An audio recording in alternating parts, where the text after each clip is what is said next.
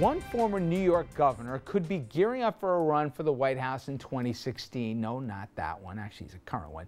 This guy. George Pataki spotted meeting with David Koch last week at the Four Seasons, and while Pataki hasn't been clear about his presidential ambitions in the past, some say it seems like now he's getting serious about a possible bid for the nation's top job. And I spoke to a little birdie today who said that don't dismiss this one. He's actually taking this seriously, and with if Bush doesn't get in, with a gap in terms of a moderate that might have some appeal beyond, the Tea Party base. Is he crazy to think about it? I don't think he's crazy, but I think it's a long shot, can I say? It's not only Bush, it's also Chris Christie, who's much further up in the polls. Professor, let me help you a little bit. Let me help you a little bit. Can you say it's crazy? Governor Pataki, if you think that you're going to get the Republican nomination or be a serious candidate for president, you are stark raving mad and out of your mind. It's not going to happen. Dominic, let me help you out a little bit. Okay, go ahead, help me out. He's running for vice president. He's running. He's not running for vice he's president. Running to throw his name into the Maybe he's selling the book president. and he's trying to raise his name, or But who would choose that just doesn't make sense Jeannie, help to me. us out. It's Help not us going out, to bring New York along to choose George Pataki as a vice president. I mean, let me try to get in and make the argument for it. I'm confused. If Jeb Bush doesn't run, okay. If Christie, and you're the first one to say he's got no chance, DOA Christie and everything has no chance. So if those two guys are out, okay, and no clear moderate emerges to a party that some at least is tired of losing, okay, I'm not saying he's going to win. But there is an argument for a moderate. I know he's meeting with David Koch. Oh, I'm reaching here. I'm trying, though. That a moderate, all right, would say, listen, I've won a governor's race other than the deep red states here. I won in a blue state. I can be, and like Andrew said, he'd be vying either for a cabinet position here or he'd be vying here for a #2 slot on a ticket. I don't think it's, okay, fine, I'm done trying. Right, he just doesn't have the personality. Does Sarah Palin have a better chance? Is that, would that be? No, let's not go there. Okay. Mayor de Blasio taking a far step away from school discipline codes implemented by his predecessor. De Blasio administration, they're poised to unveil a new school discipline code later this fall as part of a move to examine school safety, discipline, suspensions, and arrests. De Blasio says the policies in place here discriminate against some students. The mayor says students, they got to be treated fairly. He's also rolling out a plan to lift the ban on cell phones in schools. Mayor says even his own kid, Dante, doesn't follow the rules. Said Dante's school tends to be pretty open, so yes, he brings a cell phone. I think it is for parents very, very important to know how to reach their kids. I can hear teachers screaming right now. Dominic, does he have a point? Because Rudy brought it in, Bloomberg kept it in. I'm talking about the discipline, the police presence in schools. Yes, some kids have been hauled away to court for stuff that would have been treated as a school discipline thing in the past. But crime definitely went down. Schools are safer than they were, 8 years ago, right?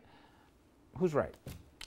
Mayor de Blasio needs to, I'm trying to figure out the most diplomatic way to say this. Why start now? He needs, okay, when he starts toying with ideas like this is exactly why the mainstream did not want him to be mayor.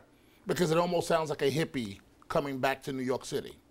The fact of the matter is, as a graduate of the New York City public school system, some schools are almost like a prison to begin with. And I'm talking about the crime that's committed. I'm not talking about the safety. You have got to have strong holds on top. And I don't know if the school safety division is the right ones to handle this. I don't know. I don't know if police officers, I would feel better. I understand the argument people don't want police officers in the school, but I would feel more comfortable with police officers handling this because New York City schools are no walk in the park. Jeannie, cell phones in schools. I know my kids is like no taboo, no way, no how, but phones at all in schools, do you think it causes a problem? I mean, you talk about how kids aren't even paying attention. They're either on their phones or their laptops doing anything but studying in class. Not for your class. But Not for my class. Yeah. They pay perfect attention. Yeah. Yes. Now, I have to say that my younger son went into school and this year and said, why is there this whole ban on cell phones? They all have them. All the teachers say, we know you have them. Just keep them in your bag and don't use them during school. So there is something of a hypocrisy there because as a working parent, it's very important to be able to contact your child and be in touch with them. Now, that said, I understand as a teacher, they can't be using them in the classroom, and it's very distracting. But I think that the cell phone aspect is one aspect I think that they might need to address to catch up with the times, because it's hard to find, you know, a kid these days who doesn't have cell phone. But Richard, let's keep in mind the mayor's son doesn't go to a traditional New York City high school. He goes to one of the top 3 high schools in New York City, Brooklyn Tech, and is considered one of the best with Stuyvesant in the entire country. So the rules are a little different for where the mayor's son goes to school. That's right. That's right. All right. And they're going to let you take this one. New York City public advocate Letitia James being scrutinized for her work ethic. Her own aides released her schedule to the media, and her calendar shows she spent a full day out of the office about 3 to 5 times a month starting in February. Her calendar also shows she even left the office to get an hour-and-a-half deep tissue massage. I know this is a major issue. I didn't hear this story until now because I was getting a facial during work hours. She's a public advocate. That's the job. She hasn't been on the job for how long, Dominic? 7 months? 8 months? Well, I guess the question is, where on the scale of not good does this really rank? Because nobody's going to come rushing to her defense like, come on. Apparently not her own staff. You want to? Go I ahead. will. Go I'll ahead, come Dominic. to a defense. Go ahead. But I want you to make the argument the other way. No. Do you want me to come to a defense? Kidding me. Advocate for the public I'll advocate. easily come to a defense. This is sour grapes from some creep in her office or used to be in her office.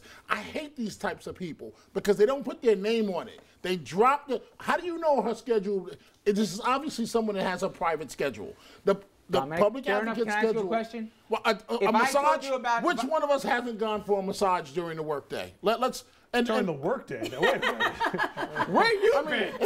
In the last year, you got During the work okay, day. wait a minute.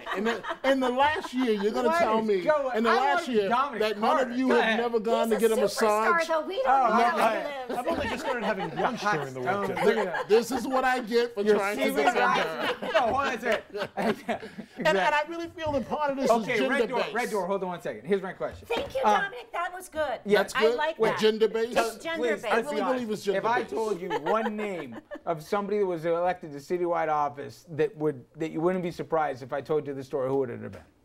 Her. Okay. But she has risen the profile of the office.